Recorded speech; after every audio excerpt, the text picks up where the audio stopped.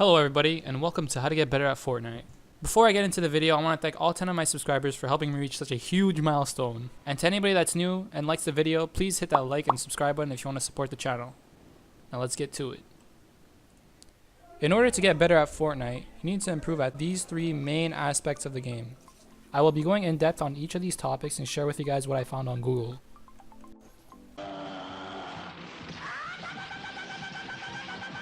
Now the first tip for aiming is to be standing still. Like in many games, standing still improves the accuracy of your shooting and reduces the amount of inaccurate bullets. When you combine this with crouching, this maximizes your weapon's accuracy and increases the amount of shots you will hit. Now this next tip is mostly for snipers, and that's to lead your shots. There's a huge bullet drop on snipers, so take in consideration how fast your target is moving will greatly benefit you when using a sniper. When using shotguns, due to the bloom not getting that much bigger when you jump, it's borderline broke in spam jump. Like, not only are you making it easier for yourself to headshot them, you're also making it really hard for them to hit you when you're jumping like a kid that just got the new Call of Duty for Christmas. The final tip, and probably the best tip, is to simply play the game. Aiming is muscle memory, and the best way to develop muscle memory is repetition. So as long as you're playing the game with a growth mindset, you'll get better. So play to improve, but most importantly, to have fun. Oh my god, man, what is this game?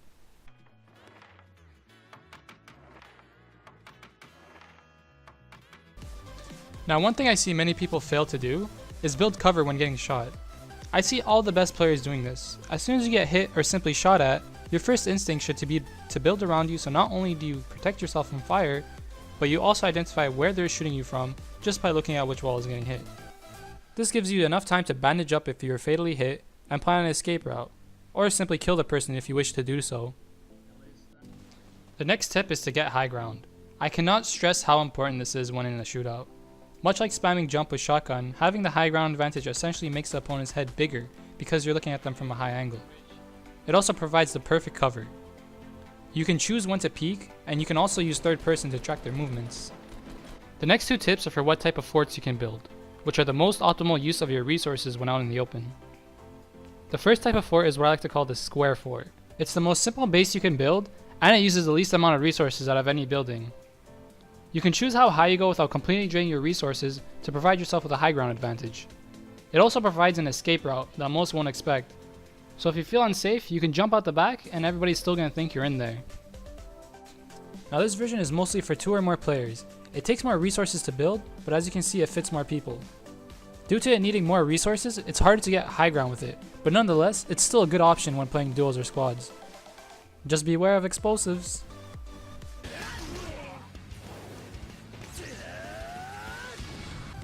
I'm sure every player has wondered where the best spot to drop is. There are cities, construction sites, even lakes. But where is the absolute best spot, you ask? You choose that yourself. There is no best spot. If you think one spot is the best spot and no one else goes there, you're probably going to find at least 10 other people in the game thinking the exact same thing. So where should you drop? As I said before, you need to choose your best spot. And by that I mean, you need to choose one spot on the map that you will go to regardless of where the bus passes through. For me, that's Greasy Grove. Due to me dropping in Greasy every time, I've learned all the chest spots, and I've even learned the city's layout well enough to develop a good looting path. Now that's not the only advantage. If you do this long enough, you'll even learn the best routes to the safe zone. Routes that are least risky, or ones that have houses on the way, or even routes that have high ground. By doing this, you'll be worrying less about getting loot and more about getting better. Aside from where to drop, there are playstyles. There's a safe playstyle and there's an aggressive playstyle. The safe player is the player that runs away from nearby gunfire.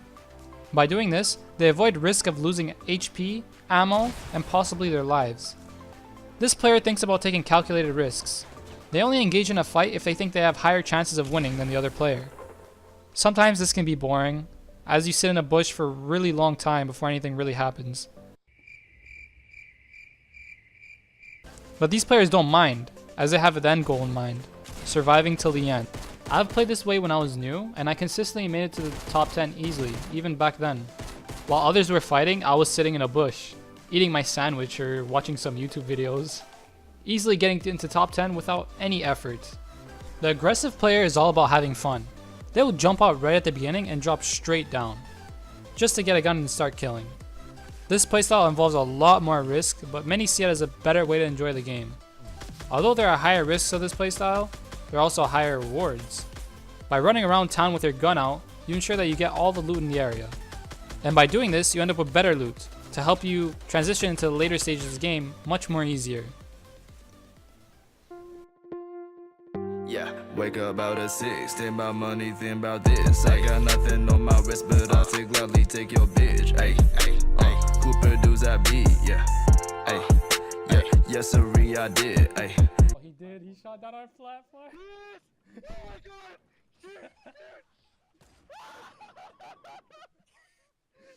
god!